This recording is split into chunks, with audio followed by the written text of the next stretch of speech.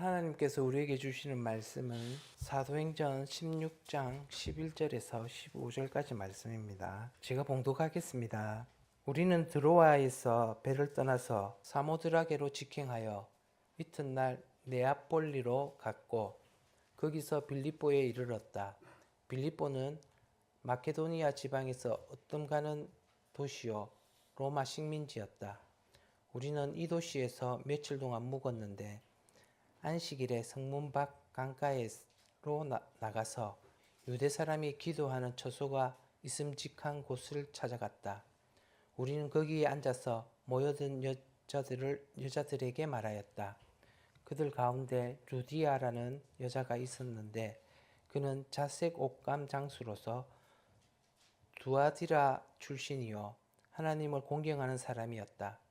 주님께서 그 여자의 마음을 여셨으므로 그는 바울의 말을 귀담아 들었다.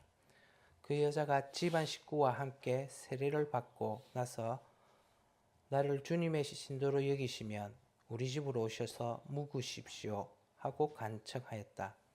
그리고 우리를 강건하여 자기 집으로 데려갔다. 아멘. 김영건 목사님께서 설교해 주시겠습니다. 할렐루야. 오늘도 주의 은혜가 우리 가운데 있기를 간절히 소망합니다. 유럽에 가보시면요, 유럽의 대부분의 나라가 기독교적인 배경을 가지고 있는 그러한 나라인 것을 알 수가 있습니다. 가톨릭이냐 개신교냐 그 차이는 있지만은 대부분 다 기독교의 뿌리를 두고 있는 그러한 나라들입니다.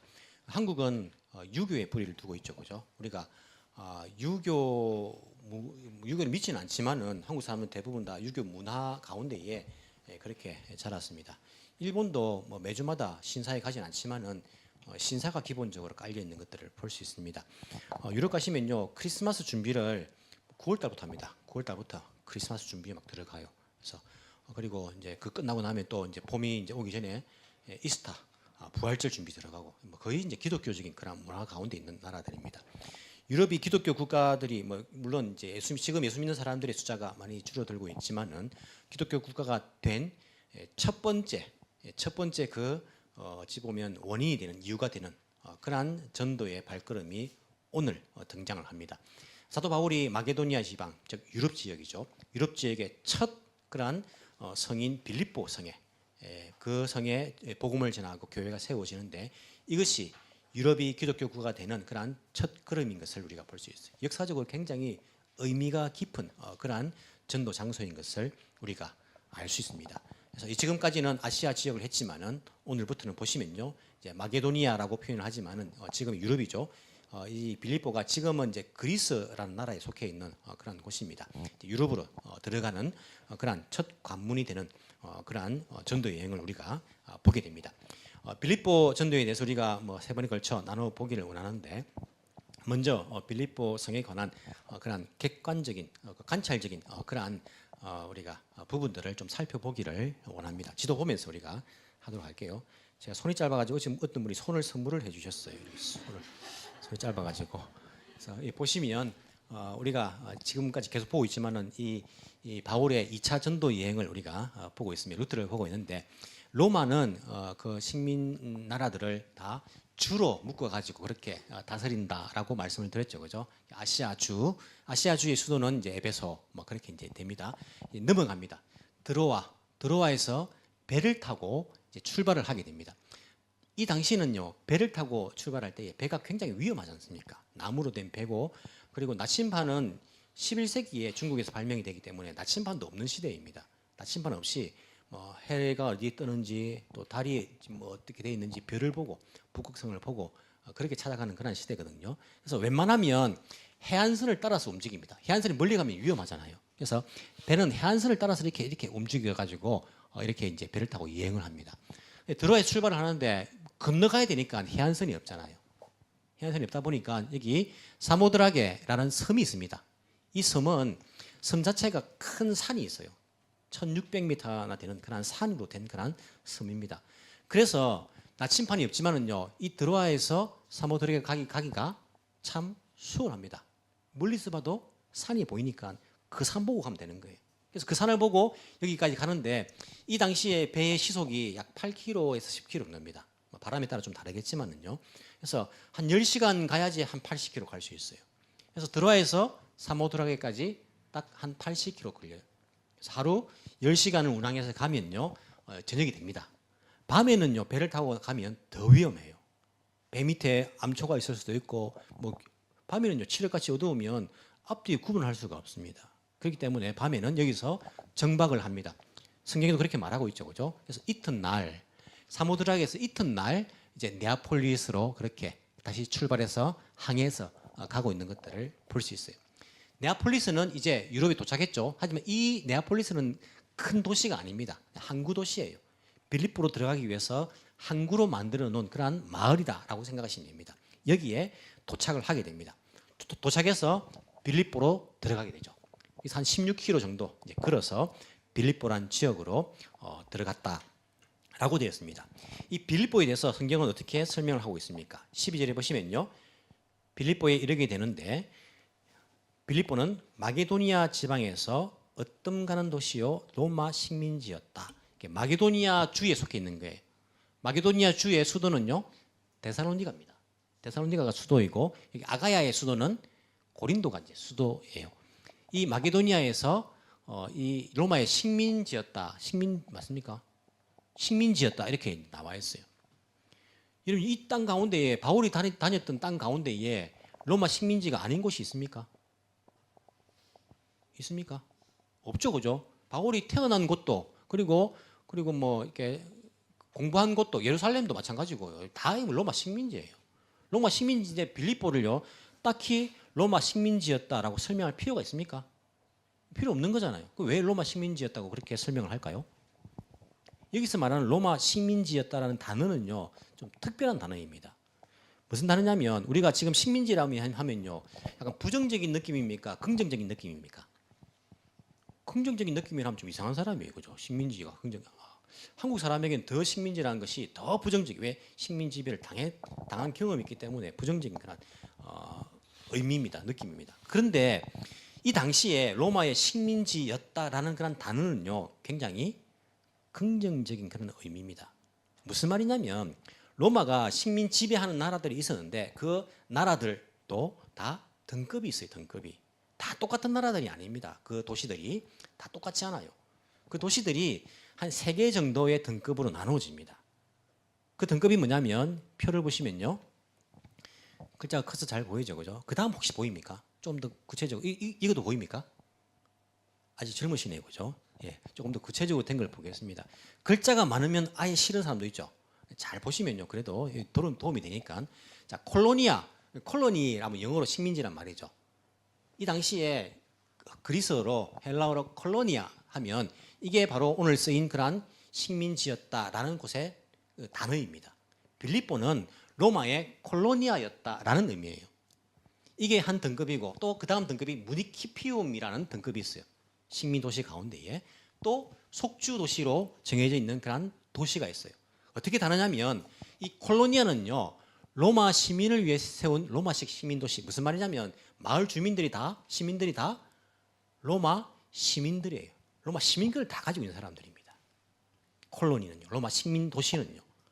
그래서 여기는요 특별한데 주로 이제 그 군인들이 은퇴하면 이제 이곳으로 이제 로마 식민도시로 보내었어요. 로마 시민권을 줘가지고 그곳은 대부분 로마 시민권이 아니고 법도 로마 법이 거의 100%예요. 로마에서 하는 그 법 그대로예요. 로마 시민권을 가진 자는 재판 없이 뭐 감옥에 쳐넣거나 그렇게 하면 안 되는 거예요. 로마 빌립보에서 나중에 그런 일이 일어나죠. 바울이 로마 시민권을 가지고 있는데 큰일 나는 거예요. 그게. 특히 로마 식민도시에서는요 그렇게 해서는 안 되는 것입니다.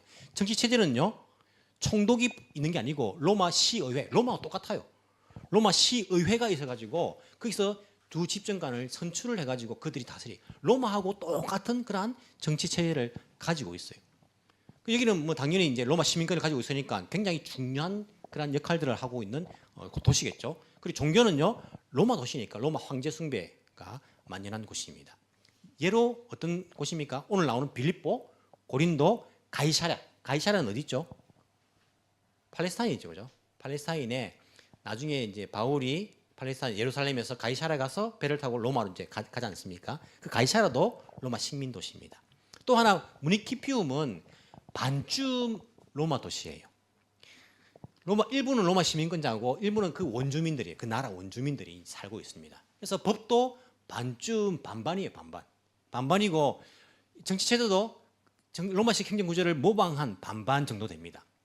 로마 신도 숭배하고 그리고 자기들 나라에서 다스리고 있는 그 지역 신도 숭배하는 그런 병행을 하고 있습니다. 예로 들어서 바울의 고향 다소라는 곳이 폼페이라는 곳이 또 이제 이 무니키피움에 해당하는 그런 도시들이에요. 또 세 번째는 속주 도시는요. 이제는 뭐 더 이제 같겠죠, 그죠? 대부분 다 비시민권자예요. 원주민들이고 원칙적으로는 지역 관습법을 유지합니다. 그 나라 법을 갖다가 인정해 주는 거예요. 예루살렘이 대표적인 이제 도시인데 예루살렘은 그냥 너희들 율법으로 그렇게 다스리라는 거예요. 자치를 인정해 주는 거예요. 그리고 정치 체제는요 로마 총독을 보내는 거예요. 총독을 보내가 다스리게 해줍니다. 거기서는 주로 이제 세금 징수를 하죠. 세금 내라 너희들아. 그렇게 하고 여기 이제 세금을 안 냅니다. 세금 내라. 여기는 주로 그 지역 신을 숭배하도록 놔둡니다. 그래서 유대인들이 하나님 섬겨도 놔두는 거예요. 대표적인 도시가 예루살렘, 루스드라, 드베라는 그런 도시다. 즉 이 도시와 이 도시의 중간쯤이 이 정도라고 할 수 있습니다. 이렇게 볼 때에 빌립보는요 로마 식민지였다는 의미는 콜로니, 식민 도시였다. 즉 작은 로마였다라고 생각하시면 됩니다. 이 굉장히 로마에게서 중요한 도시예요. 의미가 있는 도시입니다. 그렇지 않습니까? 사실 그 로마가 많은 나라들을 다스리기 위해서는요 다른 나라들이 반란을 일으킬 수 있잖아요. 반란을 일으키면 어떻게 해야 됩니까? 로마에서 군대를 파송해야 돼요. 파송하면 시간이 걸리잖아요. 그러니까 사실 그 로마의 군대를 파송하기 위해서 로만 로드 길을 이제 닦는 거죠. 그 다음 지도를 보시면요, 사실 이제 이 로마에서 동쪽에서 반란이 났다면 이제 보내는 거예요. 제일 짧은 길로 이렇게 만드는 거죠. 이 에그나티아라는 사람이 이제 만든 길이에요. 기원전 2세기입니다. 만들었는데 이 길을 따라 이제 보내는 거예요. 제법 걸려요. 그래도 머니까. 하지만 물론 이 길 따라도 바울도 이제 복음 전도를 가져오죠. 필리포에서 데살로니가로 이렇게 이 길 따라 가는데 이 필리포라든지 고린도라든지 이런 거점 도시에 로마 식민 도시가 있다면요 굉장히 유용합니다. 왜 그렇습니까? 이 도시들이 주변의 도시들을 감시하는 기능을 하고 있는 거예요. 저 나라가 반란을 일으키는가 감시하는 기능을 하고, 만약 반란이 일어났다면 또 많은 사람들이 군대에 있다가 제대한 사람들이니까 예비군 역할을 할 수 있어요. 이 사람들은요. 그렇기 때문에 로마에게 있어서는요 이 로마의 식민 도시라는 것이 굉장히 중요한 도시일 수 있습니다. 오늘 어떻게 설명합니까? 거기 빌립보는 마게도니 지방에서 어뜸가는 도시다 이렇게 이제 이야기하죠. 개역 개정 성경에서는 첫 성이다 이렇게 이제 말합니다. 왜냐하면 여기 처음이다 아니면 최고의 도시다, 어뜸가는 도시다라는 그 단어가 이제 헬라어로 프로토스라는 단어예요. 혹시 젊으신 분들 가운데에 스타크래프트라는 오락을 하신 분들 있습니까? 그 종족 가운데에 제일 뛰어난 종족이 프로토스라는 종족이 있어요. 하여튼 오락 이야기입니다. 게임 이야기인데 프로토스가 무슨 말이냐면 이제 제1이란 말이고 최고라는 말을 같이 이제 이 1의 의미죠. 이게 최초다라는 의미와 그리고 최고다라는 의미를 가지고 있습니다. 개역 개정은 최초다라는 의미로 번역했고 새 번역은 최고라는 의미로 번역을 했어요. 근데 사실은 마게도니아의 최고의 도시는 어디입니까? 수도가 데살로니가예요. 더 큰 도시지 않습니까? 그럼에도 불구하고 빌립보가 최고의 도시가 될 수 있습니까? 있습니다. 왜? 로마의 식민 도시이기 때문에. 데살로니가는 식민 도시는 아니에요. 빌립보가 식민 도시이기 때문에 마게도니아 지방에서 가장 중요한 도시다 이렇게 표현해도 맞는 말이에요. 또 학자들은 그게 아니라 그냥 바울이 마게도니아 유럽 전도의 첫 성이다라는 의미로 이 프로토스라는 단어를 썼다 해도 사실은 틀린 말은 아닐 수 있습니다. 어쨌든 첫 성이고 어뜸가는 주요한 그런 도시가 빌립보입니다. 로마 식민지였습니다. 여기에 우리는 4명이죠. 적어도 4명입니다. 바울과 실라와 디모데와 누가. 우리는 이 도시에서 며칠 동안 묵었어요. 바울이 처음 며칠 동안 뭐합니까? 묵었단 말이에요. 전도 안 합니다. 가만히 있었어요. 왜 가만히 있었을까요?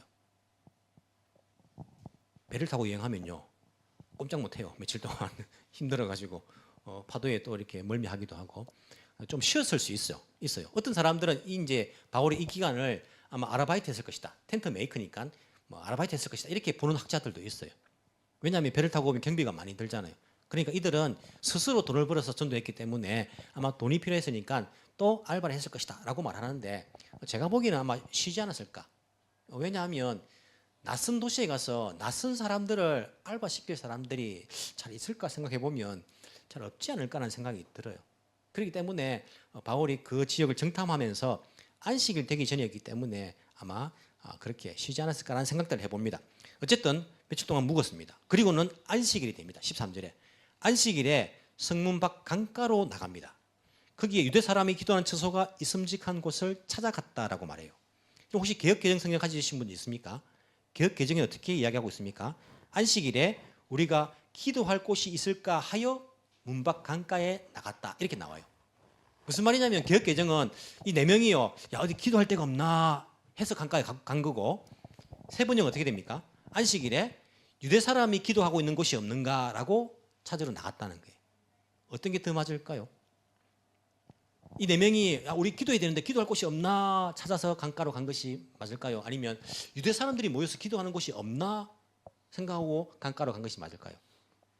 똑같습니까? 듣고 있습니까? 똑같은 말을 목사님 두 분 하시는. 그게 아니고 보시면요, 이 안식일에 회당에 가지 않았던 것은 빌립보에 회당이 없었습니다. 대부분 다 로마 시민권자이기 때문에 여기 유대인들 남자 성인이 10명이 없는 도시예요. 회당은 유대인 남자 10명이 되면요 무조건 회당을 세웁니다. 이들은 회당 중심이기 때문에 무조건 세웁니다. 유대인들의 이 남자 성인 10명 할 때에 성인은 몇 살부터일까요? 13세부터입니다. 13세가 되면요 성인식을 하거든요. 그러니까 한 집에 아들 둘이 있으면 한 집에 3명 있는 거예요. 13살 지나면. 그러면 한 4가정이 있으면 3-4가정이 있으면 회당 지을 수 있는데 그 유대인 남자도 구성된 3-4가정이 없는 지역이 빌립보예요. 자, 그럼 회당이 없는 곳에 1명, 2명, 3명, 4명에서 9명까지 유대인이건 아니면 유대인의 하나님을 믿는 경건한 이방인, 하나님을 공경하는 이방인, 이들이 9명까지 있다. 그러면 회당을 못 세우잖아요. 유다들로 구성되어 있으면 9명 넘을 수도 있고, 그죠? 그 이들은 안식일에 아무것도 안 합니까? 평생을. 이들도 모여서 기도하고 말씀 듣고 해야 될 거잖아요. 말씀 묵상하고. 이들이 모이는 장소를 뭐라 할까요? 기도처라고 합니다. 회당이 없는 곳에 유대인들이 모이는 곳을 기도처라고 말합니다. 그게 해당하는 헬라어 단어가 있어요. 기도처라는 단어가 있어요. 무슨 말이냐면 안식이 없는 도시가 빌립보이기 때문에 이 유대인의 하나님을 믿는 사람들이 어디에 모입니까? 기도처에 모이는 거예요. 근데 기도처가 어디에 있을까요? 물가에 많아요. 물가에. 왜 물가에 많을까요? 이들은 항상 모이기 전에 뭘 해야 됩니까? 정결 예식을 해야 돼요. 항상 씻어야 돼요. 하나님 앞에 모이기 전에. 그렇기 때문에 가장 용이한 곳이 강가예요. 물가예요. 바울이 강가에 나가가지고 유대 사람들이 기도하는 처소가 없나라고 찾아간 겁니다. 왜? 회당이 없기 때문에. 바울은 어디 가든지 간에 일단은 유대인의 하나님을 믿는 사람들, 그들을 먼저 타겟으로 삼아가지고 구약 성경을 바탕으로 메시아 대신 예수님을 전했기 때문에 그것을 찾아서 나간 거예요. 그래서 단순히 그냥 오늘 우리가 기도해야 되는데 주일인데 기도할 곳이 없나라고 강가에 간 게 아니고, 물론 그것도 포함될 수는 있어요. 그게 아니라 유대인의 하나님을 믿는 사람들의 그룹이 어디에 모인 곳이 없는가 하고 그들에게 복음을 전하기 위해서 찾아간 것으로 그렇게 이해하시면 됩니다. 강가에 가는데 실제적으로 유대인의 하나님을 믿는 사람들이 모여 있는 거예요. 남자가 많습니까? 여자가 많습니까? 주로 여자들이 많은 거예요. 여기 유대인 남자들이 많았다면 회당을 세웠겠죠. 여자들이 주로 모인 거예요. 유대인들도 있을 수 있겠지만은 유대인이 아닌 이방인으로서 하나님을 섬기는 사람들도 거기에 모여 있는 것입니다. 거기에 바울과 일행들이 찾아간 거예요. 그럼 생각해 보십시오. 이들은요 회당이 없으니까 말씀을 해석해주고 뭐 이렇게 말해주는 사람들도 없잖아요. 바울은 바리새파 출신이에요. 성경의 박사입니다. 구약 성경에 대해서. 그가 등장해서 저는 이런 사람인데 이 성경의 말씀을 제가 이야기하겠습니다라고 그 구약 성경으로부터 예수 그리스도를 복음을 전했을 때에 사람들에게 어떻게 다가갔을까요? 그 무리 가운데 누가 있었습니까? 루디아라는 그러한 여인이 있었고 그가 그 바울의 이야기를 듣고 예수님을 믿게 되었다라고 이야기합니다. 루디아가 어떤 사람입니까? 성경은요 자세하게 소개합니다. 루디아가 어떤 사람인지. 빌립보에서 있었던 그 일들 가운데에 뒤에 나오는 귀신 들린 여자도 나오고 간수도 나오지만은요 루디아를 가장 자세하게 설명을 하고 있어요. 왜냐하면 빌립보 교회가 루디아 집에 탄생을 하기 때문에요. 이후에도 이 루디아 팁에 탄생한 빌립보 교회가 바울의 선교에 큰 역할들을 했기 때문에 매우 중요하게 다루고 있는 것들을 볼 수 있습니다. 루디아가 어떤 자입니까? 성경에 나와 있는 그대로 하시면 그는 자색 옥감 장수로서 두아디라 출신이요 하나님을 공경하는 사람이었다. 즉 구약 성경을 모르는 사람이 아닙니다. 유대인이 하나님을 믿는 사람입니다. 어디 출신입니까? 두아디라 출신입니다. 두아디라가 어디 있습니까? 두아디라가 어디 있을까요? 제일 처음에 지도를 보여주시면요. 제일 처음에 지도를 보여주시면 여기 아시아주에 요한계시록이 아시아에 있는 7 교회들에게 보낸 편지라고 말씀을 드렸죠. 아시아주는 에베소가 수도인데 여기 아시아의 7 교회 가운데에 두아디라가 있습니다. 등장을 합니다. 성경은 두 군데밖에 없어요. 두아디라가. 바울이 전도한 곳이 아닙니다. 아니고 하지만 교회가 있는 곳이 요한계시록을 보시면요. 왜냐하면 두아디라는 어디서 가깝습니까? 사르디스라는 곳에 가까워요. 여기 유대인들의 굉장히 큰 회당이 있어요. 유대인들이 많이 살았던 곳입니다. 그래서 아마 유대인들이 하나님에 대해서 충분히 들었을 거예요. 들었을 것이고 어떤 사람들은 루디아가 예수님을 믿게 되어서 자기 고향에 갔을 때 복음을 전했다는 사람도 있고 바울이 에베소에서 복음을 전했는데 왕성하게 에베소가 복음을 받아들였기 때문에 에베소 사람들이 두아디라까지 복음을 전했다라는 그런 의견들도 있어요. 어쨌든 이 두아디라 출신이 바로 루디아입니다. 그 직업은 무엇입니까? 자색 옷감 장수예요. 그렇게 말하면 우리는 뭐 옷을 보따리에 싸가지고 뭐 옷 팔러 다니는 보따리 장수 정도 생각합니다. 자색 옷감 장수잖아. 장수라 하면 좀 그렇게 느낌이 있잖아요. 근데 그 당시에 자색 옷감 장수는요 어떤 정도의 상인이었는가? 그 당시에 어떤 사람이 말하기를요 이 세상에서 가장 비싼 색깔이 자색이라 했어요. 무라사키, 보라색. 이 세상에서 가장 비싼 색깔이 보라색이다. 이렇게 이야기를 했습니다. 왜냐하면 지금은 옷감 물들이는 거야 쉽잖아요. 뭐 지금도 이제 뭡니까 손으로 하려면 어렵긴 하지만은 이 당시에는 색깔 자체를 구하기가 힘들어요. 색깔 자체를. 특히 무라사키색, 자주색은 어떻게 구하는지 아십니까? 바다 달팽이의 껍질을 깨면요 분비샘이 나옵니다. 그 분비샘을 햇볕에 한 3일 말리면 자색으로 변해요. 그럼 그 바다 달팽이의 분비샘에서 자색이 한 마리에서 얼마큼 나올까요? 눈곱만큼도 안 나와요. 눈곱이 아무리 커도 그만큼도 안 나와요. 정말 작은 그런 자색이 나옵니다. 옷 한 벌을 자색으로 물들이기 위해서는요 몇 마리의 바다 달팽이 필요할까요? 이런 생각에 적어도 옷 한 벌을 위해서 10,000마리의 달팽이를 잡아야 돼요. 10,000마리를 잡아야지 옷 한 벌을 겨우 물들일 수 있어요. 그렇게 말 때에 자색 옷감 옷 한 벌이요 그 당시에 지금 돈으로 환산하면 얼마 정도 할까요? 얼마 정도 할까요, 여러분? 그 당시에 돈을 지금으로 환산해 보니까 제일 싼 옷이 자색 옷 한 벌이 얼마냐면 5천만 원이에요. 5천만 원. 비싼 거는요 10억이에요. 일반 사람들이 입을 수 있는 옷이 아닙니다. 그래서 자색은 왕의 색깔이랬어요. 왕의 색깔.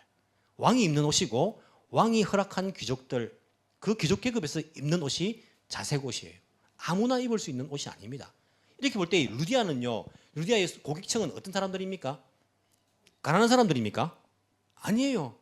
루디아의 고객층은요. 왕족 귀족들이에요. 이 여인은 왕족 귀족을 상대하는 사람들입니다. 이 사람들 아니면 살 수 없는 옷들이에요.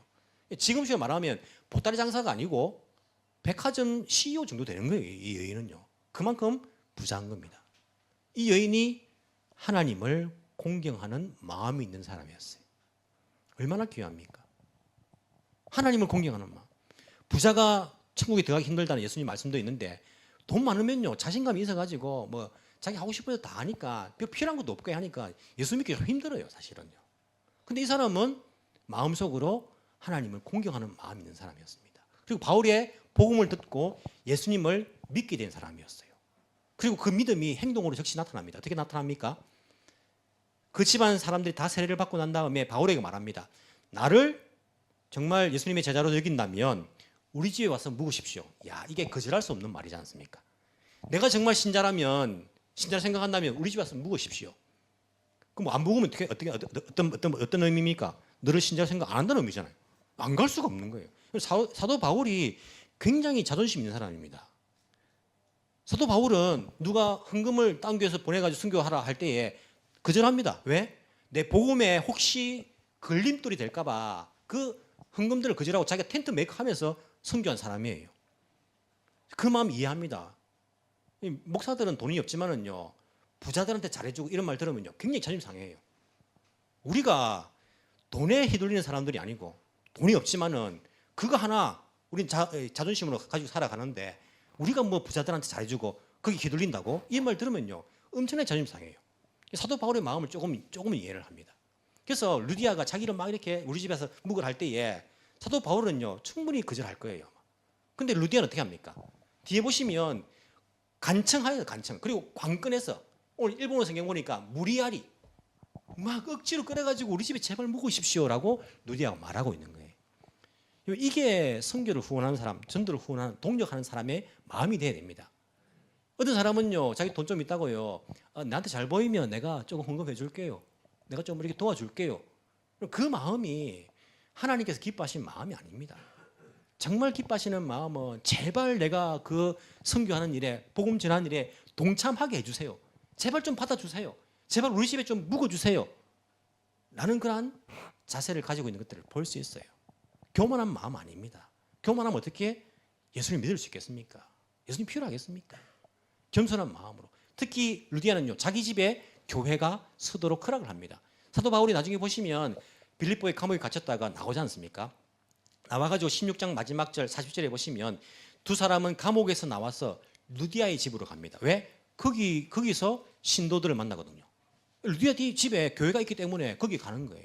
그리고 빌립보서를 읽어보시면 사도 바울이 데살로니가 갔을 때에 이 빌립보 교회에서 다른 교회들은 나에게 아무것도 도움을 주지 않았지만은 나에게 도움을 준 교회는 너희들밖에 없다라고 말하면서 나에게 2번이나 쓸 것을 보내주었다라고 빌립보서에서 빌립보 교회에게 이야기합니다.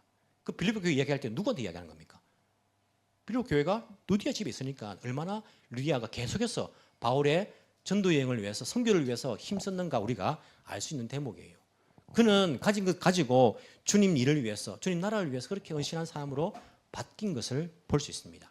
그런데 이렇게 루디아가 예수님을 믿게 된 것은 바울의 능력입니까? 아닙니다. 바울의 능력이 아닙니다. 오늘 성경을 보십시오. 뭐라고 말하고 있습니까? 14절 마지막 부분에 주님께서 그 여자의 마음을 여셨으므로 그는 바울의 말을 귀담아 들었다. 이게 이 말씀을 읽을 때에 참 도전이 되기도 하지만요, 위로가 되는 거예요. 누가 그 루디아의 마음 문을 여셨습니까? 주께서. 하나님께서 여셨다는 거예요. 바울이 복음을 전하지만은 다른 사람 마음까지 열어 제낄 수는 없습니다. 인간은요, 그런 능력이 없어요. 하나님만이 하실 수 있습니다. 우리가, 저도 이제 선교학을 전공했는데 이 선교라는 것이 굉장히 세계적으로, 우리가 여러분 잘 모르시지만은요, 왕성하게 지금 활동을 하고 있어요. 복음을 땅 끝까지 전하기 위해서. 지금은 남아 있는 그러한 우리가 이제 그 종족들이 몇 종족이 없다라고 말하죠. 한 3,000개 되는 종족이 이제는 뭐 복음을 듣지 못하고 남아 있다라고 말하거든요. 마지막 남은 그러한 시대입니다. 마지막 그들에게 복음을 전하는 그러한 시대인데 선교의 동향들이 있어요. 그리고 선교의 흐름들이 있습니다. 20세기 들어가지고 중요한 선교의 캐치프레이 흐름이 있는데 그게 뭐냐면 미시오 데이입니다.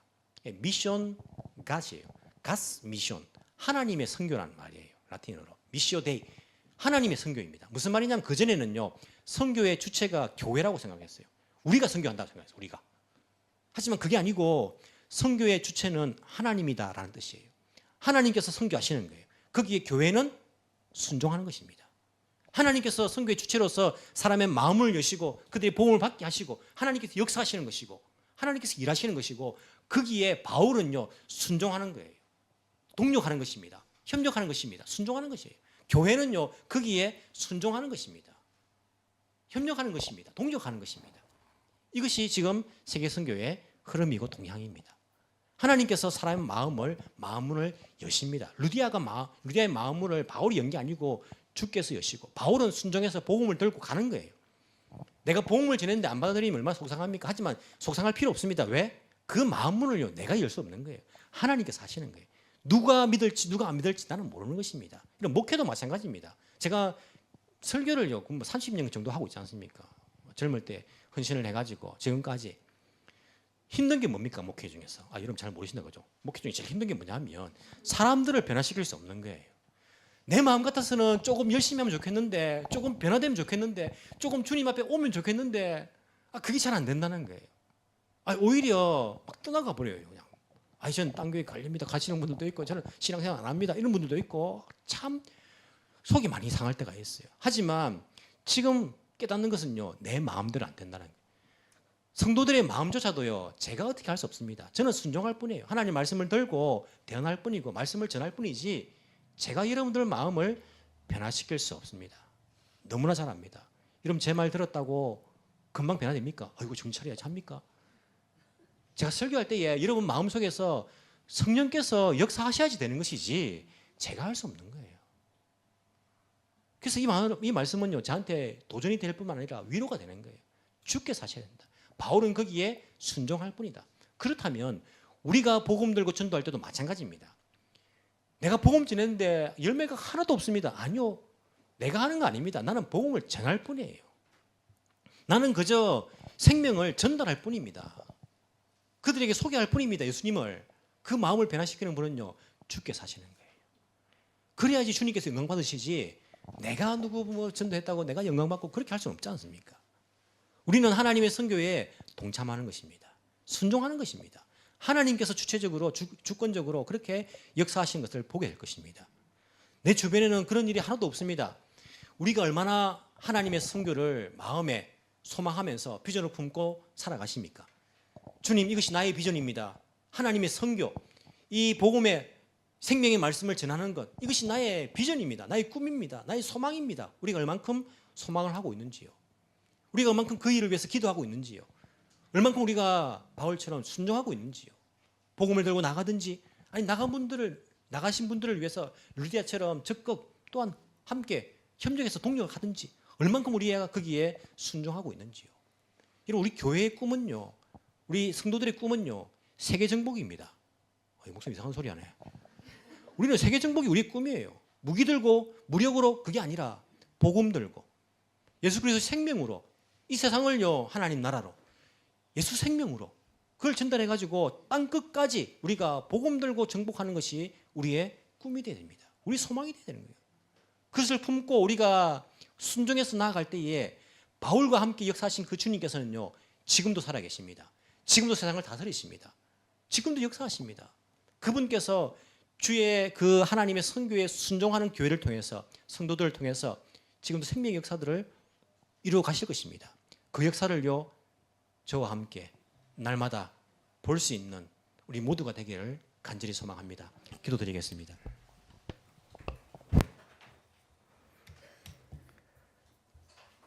사랑과 은혜가 풍성하신 하나님 아버지 감사합니다. 우리에게 복음을 주셔서 예수 생명 가지고 살아갈 수 있는 은혜를 주신 것 감사합니다. 저희들은 복음의 빚진 자들입니다. 오늘 우리는 바울 일행을 통하여서 마게도냐에 복음이 전해졌고 또한 하나님의 위대한 계획과 그 계획에 순종하는 자들을 통해서 이 복음의 역사가 이루어지는 것들을 깨닫게 되었습니다. 주님께서 유럽의 첫 교회를 세우시고 누리아의 마음을 여셔서 복음의 역사를 시작하셨듯이 지금 이 시간에도 여전히 주님의 손이 세상을 움직이고 계심을 우리가 믿습니다. 주님, 우리도 하나님의 선교 미시오데이에 참가하는 자들이 되게 하여 주옵소서. 우리의 힘이나 우리의 지혜가 아니라 주의 성령의 역사로 사람들의 마음이 열리고 예수 그리스도 그 생명의 역사가, 구원의 역사가 이루어지는 것들을 믿게 하여 주시고 그 주의 선교에 순종할 수 있는 저희들 되게 주여 인도하여 주옵소서. 땅 끝까지 복음을 전하고자 하는 거룩한 비전이 우리 가운데 불타오르게 하시고 두려워하는 마음이 아니라 믿음으로 담대히 나아갈 수 있는 은혜를 허락하여 주옵소서. 우리 에덴 교회를 통해서 또 우리 한 사람 한 사람을 통해서 주님의 나라가 이 땅 가운데 확장되어 가는 역사를 보게 하여 주옵소서. 살아계신 예수님 이름으로 기도합나이다. 아멘.